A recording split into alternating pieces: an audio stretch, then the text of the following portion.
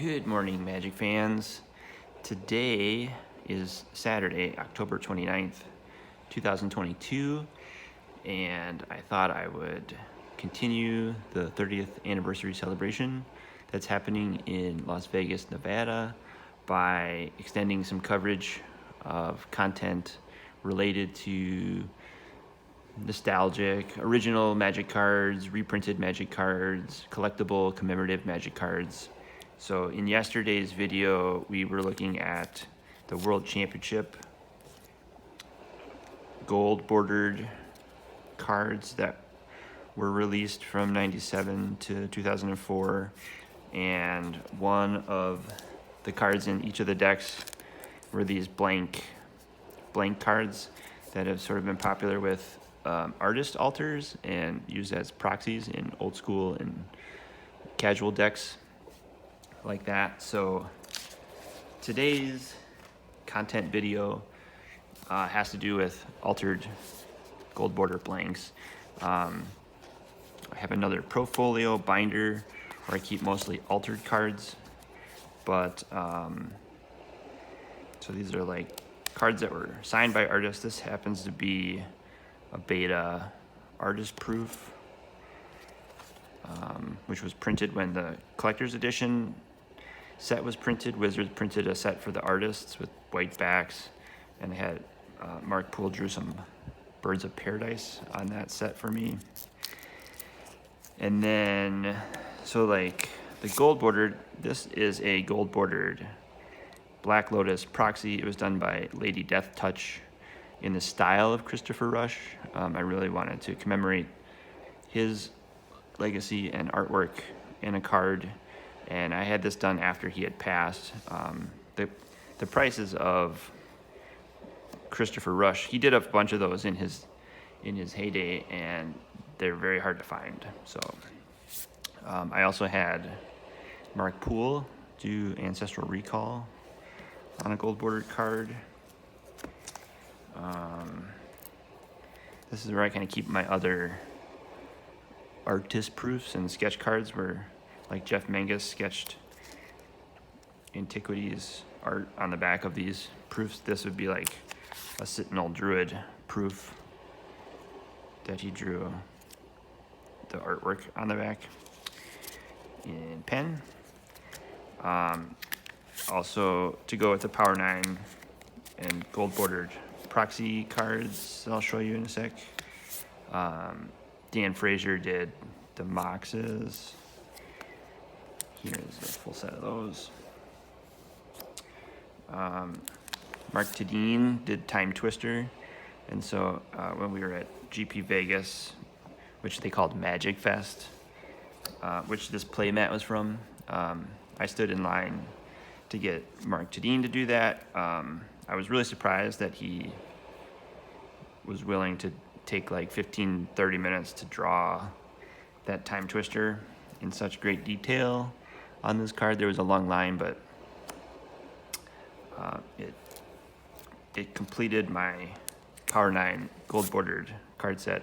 This is a Time Walk that I got from Amy Weber.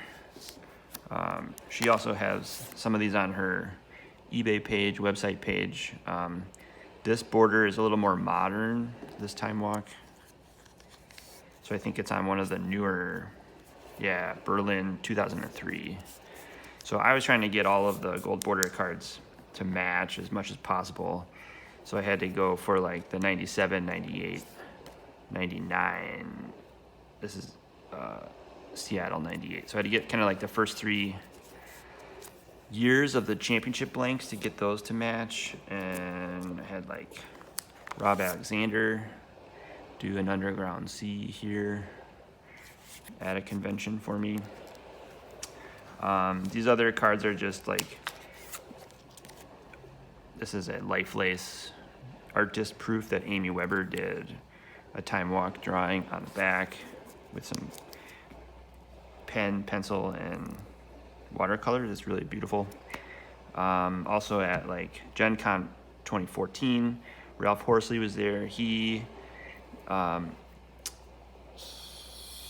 did a card called Hercules Recall with his art on it for the Modern Masters, I think Magic 2010, 10th anniversary, or the 10th set he did. So I picked up a couple artist proofs from him, and he did his Hercules Recall art on the back of these.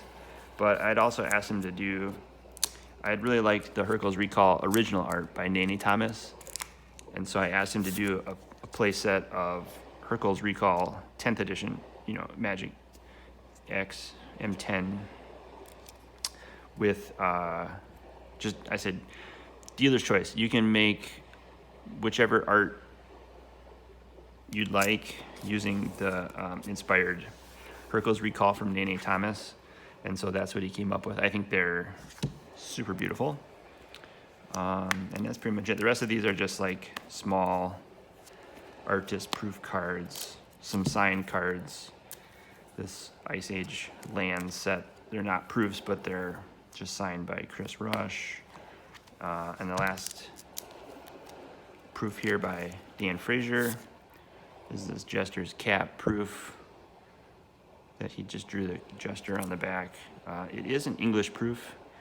I think those are long gone by now, but that's my Dan Frazier proof. So this is the Power 9 set on gold bordered artist proofs to commemorate the Magic 30th anniversary. And I'll just kind of lay these out for you so you can see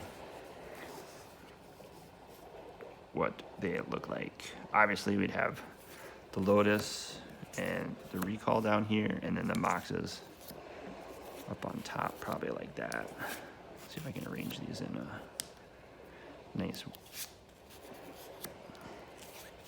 screenshot for you. The Moxes, Dan Frazier does, I believe he has a stencil of some sort of pre-drawn pattern on the Mox cards. So he typically does these on the backs of artist proof blanks.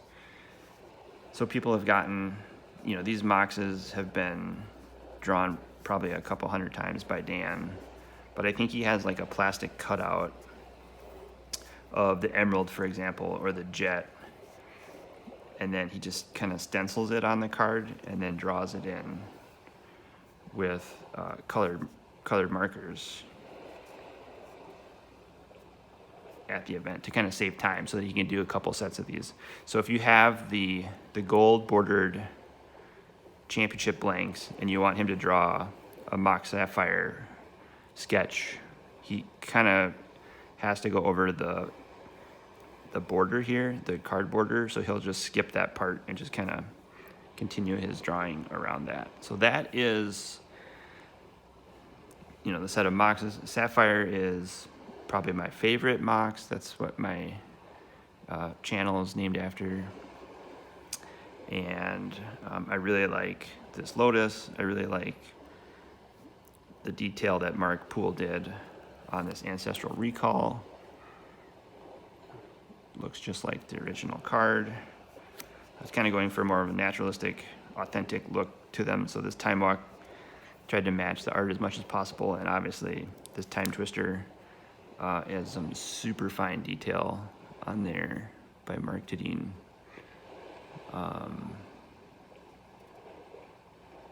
That's really probably the key card.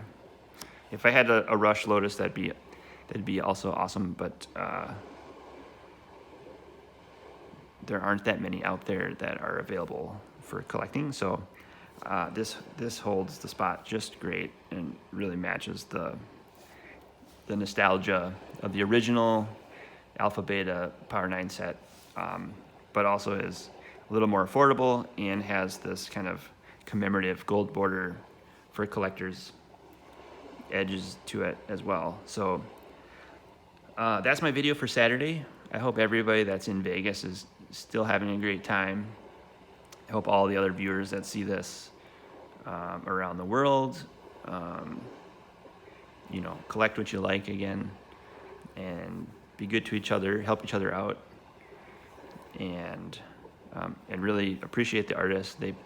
They really have gone out of their way to sort of make a living off of just these little images that they drew 30 years ago.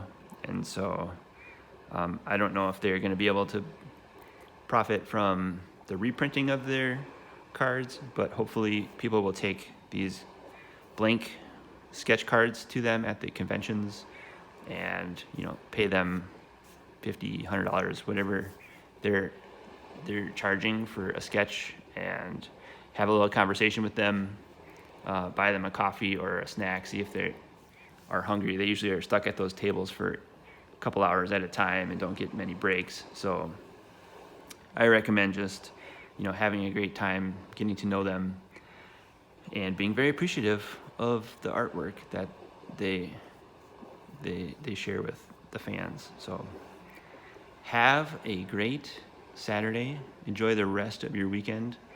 If I can think of one more video for Sunday, I will post that to kind of wrap out the Magic 30th anniversary celebration weekend. And we will continue making content as long as we have fans and cards and Magic the Gathering. So thanks everyone. Have a great day.